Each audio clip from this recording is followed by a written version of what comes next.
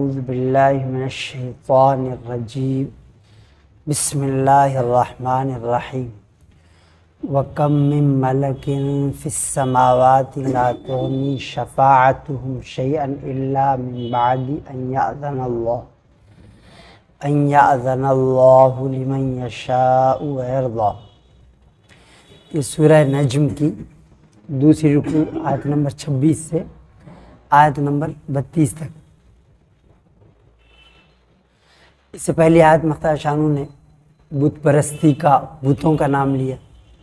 افرائیتم اللات والعزیٰ ومنات الثالثۃ الاخری، ان کے بتوں کا بھی نام لیا۔ لات، عزیٰ، منات، وہ فرشتوں کو بولتے تھے کہ یہ اللہ کی بیٹیاں ہیں۔ وہ کہتے الملائکۃ بنات اللہ۔ تو اختار شاہ نے فرمایا کہ وہ اللہ کی مخلوق ہیں، لا یعصون ما امرہم، عباد مکرمون۔ ایک جگہ فرمایا کہ عباد مکرمون، اللہ کے معزز بندے ہیں، اور وہ اللہ کے حکم کی نافرمانی نہیں کرتے۔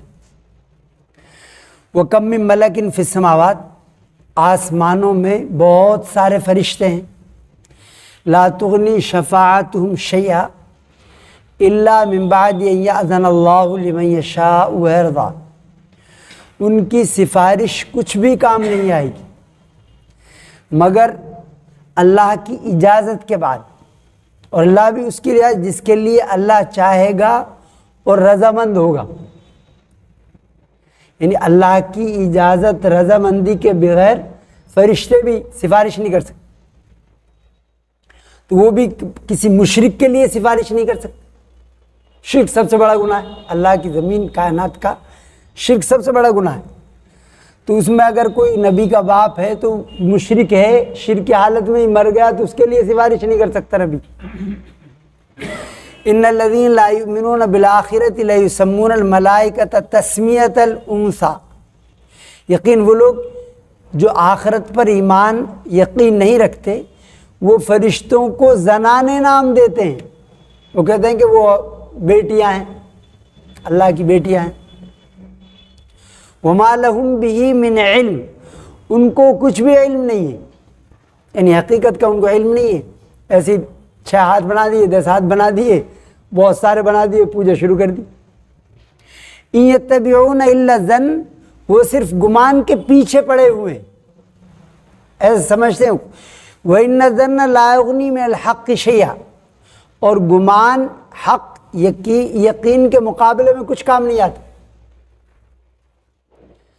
فَأَعْرِضْ عَمَّنْ تَوَلَّىٰ، اور جو لوگ ہمارے ذکر سے منہ پھیریں، آپ ان سے منہ پھیر لو۔ جو ہمارے ذکر سے، ہماری یاد سے منہ پھیر لیں، آپ ان سے منہ پھیر لو۔ یہ فرمایا سورہ زخرف میں وَمَن يَعْشُ عَن ذِكْرِ الرَّحْمَٰنِ نُقَيِّضْ لَهُ الشَّيْطَانَ فَهُوَ لَهُ قَرِينٌ، کہ جو رحمان کے ذکر سے غافل ہو کر زندگی گزارتا ہے تو ہم اس کے لیے ایک شیطان مسلط کر دیتے ہیں، وہ ہمیشہ اس کے ساتھ رہتا ہے، بہکاتا رہتا ہے وہ۔ یہاں پر فَأَعْرِضْ عَمَّنْ تَوَلَّىٰ عَن ذِكْرِنَا وَلَمْ يُرِدْ إِلَّا الْحَيَاةَ الدُّنْيَا، جو ہمارے ذکر سے غافل ہو جائے تو آپ اس سے منہ پھیر لو، اور جس کا مقصد صرف دنیاوی زندگی ہو۔ یہ دنیاوی زندگی ہے جو یہ تو آخرت کا سامان ہے، الدنیا مزرعۃ الآخرہ، یعنی آخرت کے لیے کھیتی ہے، آدمی یہاں سے ثواب سمیٹ کر لے جائے وہاں کام آئے گا۔ لیکن اسی کو اگر مقصد بنا لیا تو پھر یہ خطرناک ہے، یہ تو دھوکے کا سامان ہے۔ آپ سلام دعا فرماتے ہیں مسیح وَلَا تَجْعَلِ الدُّنْيَا أَكْبَرَ هَمِّنَا وَلَا مَبْلَغَ عِلْمِنَا، اے اللہ ہمارا ساری توجہ، سارا زندگی کا مقصد اس دنیا کو مت بنا۔ چونکہ وہ مرنا نہیں چاہتا، اسے پوچھو پھر یہ کریں گے، پھر یہ کریں گے، مرنے کے نام لسٹ نہیں آتا، جب مرنے کے اس ارادہ ہی نہیں ہے تو تیاری کہاں سے کرے گا وہ؟ اس کے بعد یہ بلڈنگ بنا لیں گے، پھر وہاں مکان خرید لیں گے، پھر وہاں کر لیں گے، مرے کب بھائی؟ تو مرنے کا نام ہی نہیں آتا اس میں، تو وہ تیاری کیوں کرے؟ وہ دیکھا سب ایسے ہی نارمل چلتا رہے گا۔ تو وَلَا تَجْعَلِ الدُّنْيَا أَكْبَرَ هَمِّنَا وَلَا مَبْلَغَ عِلْمِنَا، اور ہمارے علم کی انتہا اس دنیا کو مت بنا، صرف اسی پہ توجہ ہو اسی پہ آدمی دیکھے اس کے لیے فرائض واجبات سب اسے پتہ ہی نہیں ہوتا، خود اپنے لیے وقت نہیں نکلتا ان کے پاس، اپنی صحت کے لیے ان کے پاس وقت نہیں، یعنی دنیا کو ہی انہوں نے مقصد بنا لیا۔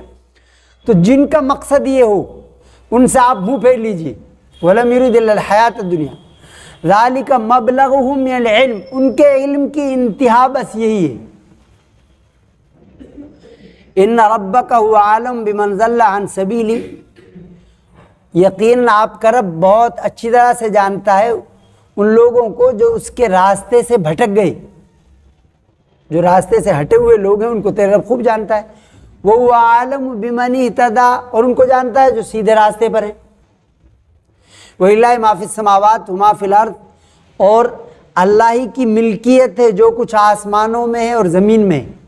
وہی الملک، حقیقی بادشاہ، یعنی اسے ووٹ سپورٹ کسی کی ضرورت نہیں، اسے ٹیکس کی ضرورت نہیں، ووٹ سپورٹ کی ضرورت نہیں، اور یہاں کوئی دنیا میں ایسا بادشاہ نہیں ملتا جسے ووٹ سپورٹ ٹیکس کی ضرورت نہ ہو۔ وَلِلَّهِ مَا فِي السَّمَاوَاتِ وَمَا فِي الْأَرْضِ لِيَجْزِيَ الَّذِينَ أَسَاءُوا بِمَا عَمِلُوا، تاکہ وہ جنہوں نے برے عمل کیے ہیں ان کو ان کے برے اعمال کی سزا دے۔ وَيَجْزِيَ الَّذِينَ أَحْسَنُوا بِالْحُسْنَى، اور جنہوں نے اچھے اعمال کیے ان کو اچھا بدلہ دے۔ الَّذِينَ يَجْتَنِبُونَ كَبَائِرَ الْإِثْمِ وَالْفَوَاحِشَ إِلَّا اللَّمَمَ، جو لوگ بڑے گناہوں سے بچتے ہیں۔ ایک جگہ فرمایا کہ بڑے ان تجتنبوا کبائر ما تنہون عنہ نکفر عنکم سیئاتکم وندخلکم مدخلا کریما، اگر تم بڑے گناہوں سے بچو گے تو ہم تمہارے گناہوں کو معاف کر دیں گے اور عزت کے مقام میں تمہیں داخل کریں گے۔ یہاں فرمایا جو بڑے گناہوں سے بچتے ہیں، یجتنبون کبائر الاسم والفواحش، تو بڑے گناہوں میں فاحشات، فحش بھی آ گیا، فحش مطلب بے حیائی کی ساری باتیں، تنہائی میں کرے سامنے کرے، بے حیائی کرنا آسان ہو گیا بہت، اب تو وہ سب کے سامنے کرتے ہیں بے حیائی، تو بے حیائی کا الگ سے نام لیا، والفواحش، اور بے حیائی کی باتیں۔ اب چاہے کوئی وہاں بیت اللہ میں کرے، اس میں اللہ کا جو رسول کا محبت وحی ہے، جہاں وحی نازل ہوئی وہاں کوئی بے حیائی کرے، جہاں بے حیائی کا الگ سے نام لیا، ان کتنی خطرناک چیز ہے، اس کا اثرات دیر تک دور تک جاتے ہیں۔ تو اس لیے والفواحش، اور جو لوگ بڑے بڑے گناہوں سے اور بے حیائی کی باتوں سے بچتے ہیں، الا اللمم، سوائے چھوٹے موٹے گناہوں کی، کیونکہ چھوٹے موٹے گناہ تو سرزد ہو جاتے ہیں، اللہ ان کو معاف کر دے گا۔ ان ربک واسع المغفرہ، تو آپ کا رب بڑی مغفرت کرنے والا ہے، یعنی وہ بھی جاہلیت میں بھی لوگ یہ کہتے ان تغفر اللہم تغفر جمع، جو طواف کرتے جاہلیت میں تو یہ شعر پڑھتے ان تغفر اللہم تغفر جمع وَأَيُّ عَبْدٍ لَكَ مَا أَلَمَّ، اللمم، لمم یہاں ہے لمم کا لفظ، ما علم، تو وہ کہتا ہے اللہ مغفرت فرما تو تمام گناہوں کو معاف فرما، اور تیرا کون سا بندہ ہے جس نے گناہ نہ کیے ہوں۔ آپ سے بھی بات، آپ نے بھی پڑھا ہے شعر، ان ربک واسع المغفرہ، تیرا رب بڑا مغفرت کرنے والا، الغفار اس کا نام، بے پناہ معاف کرنے والا، الغفار، الغفور درگزر کرنے والا، الرحمن الرحیم اس کے نام ہے۔ ان ربک واسع المغفرہ هو اعلم بکم، وہ تمہیں خوب اچھی طرح جانتا ہے، اذ انشاکم من الارض، اس نے تمہیں مٹی سے پیدا کیا، سیدنا آدم علیہ السلام کو مٹی سے پیدا کیا، وَإِذْ أَنْتُمْ أَجِنَّةٌ فِي بُطُونِ أُمَّهَاتِكُمْ، اور جب تم اپنی ماؤں کے پیٹ میں بچے تھے، جنین اجنہ بولتے ہیں ماں کے پیٹ میں جو بچہ ہوتا ہے، وہ تمہیں چونکہ بنانے والا ہے، مشین کو بنانے والا، انجینئر اس کے بارے میں جانتا ہے، اس کے فنکشنز کے بارے میں جانتا ہے، تو وہ تمہیں اچھی طرح جانتا ہے۔ وَإِذْ أَنْتُمْ أَجِنَّةٌ فِي بُطُونِ أُمَّهَاتِكُمْ فَلَا تُزَكُّوا أَنفُسَكُمْ، تم اپنی تعریف مت کرو، اپنی پاکیزگی بڑائی بیان مت کرو۔ زینب بنت ابو سلمہ، ان کا نام پہلے برہ تھا، تو برہ کے معنی ہے نیک، تو آپ نے فرمایا اچھا تم خود نام رکھ لیا برہ ہے نیک، مطلب نیکی کا دعویٰ، آپ نے فرمایا نام بدل دو، نام ان کا نام رکھ دیا زینب۔ تو تو ایک صحابی نے اپنی بیٹی کا نام برہ رکھ لیا، تو حضرت زینب نے ان سے فرمایا کہ میں نے بھی ایسے نام رکھا تو آپ نے میرا نام بدل دیا تھا۔ تو لوگوں نے پوچھا کیا نام رکھیں؟ زینب رکھو، چونکہ آپ صلی اللہ علیہ وسلم نے برہ سے زینب نام رکھا تھا۔ تو ایسے نام ہوتے جن میں بڑائی ہوتی ہے، آپ اسے بدل دیتے۔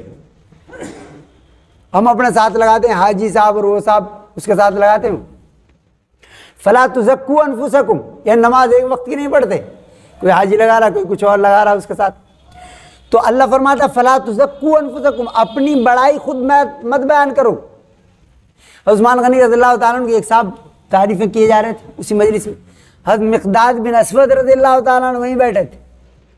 تو انہوں نے مٹی لے کے اس کے منہ میں بھرنے کا ارادہ کیا کہ اللہ کے رسول نے ہمیں یہ حکم دیا ہے، کوئی تمہارے سامنے بڑائی بیان کرے تو وہ اس کے منہ میں مٹی ڈالو، چونکہ اس میں نفس موٹا ہو جاتا ہے، آدمی موٹا ہو جاتا ہے۔ ایک نیتا جی اب ان کے ساتھی تھے، اب وہ بڑی پوسٹ پہ چلے گئے، اب ان سے بات کر رہے ہیں تو ملنا مشکل ان سے، چونکہ بڑے ہو گئے ہو۔ تو انہوں نے کہا جی ارے ہم وہی تو ہوں، میں آپ اور ہم دونوں ہائی اسکول میں ساتھ میں فیل ہوئے تھے۔ اب ان کا ہاں ٹھیک ہے پہچان لیا میں نے آپ کو، ان کا اور کچھ بتائے گئے۔ تو فلا تزکوا انفسکم، تم اپنی بڑائی بیان مت کرو، اپنی تعریف خود مت کرو اپنے منہ سے، فلا تزکوا انفسکم، چونکہ اللہ تعالیٰ تمہیں خوب جانتا ہے۔ ہاں کسی کی تعریف کرنی ہو تو یہ کہے کہ ہم ایسا سمجھتے ہیں اور اللہ تعالیٰ اسے زیادہ جانتا ہے۔ تو یہاں فلا تزکوا انفسکم، ایک جگہ فرمایا الم تر الی الذین یزکون انفسہم، تم نے ان لوگوں کو نہیں دیکھا جو اپنی بڑائی خود بیان کرتے ہیں۔ وہ اعلم بمن اتقی، اور وہ اچھی طرح جانتا ہے جس نے تقوی اختیار کیا، جو اللہ سے ڈرنے والا ہے اللہ اسے خوب جانتا ہے۔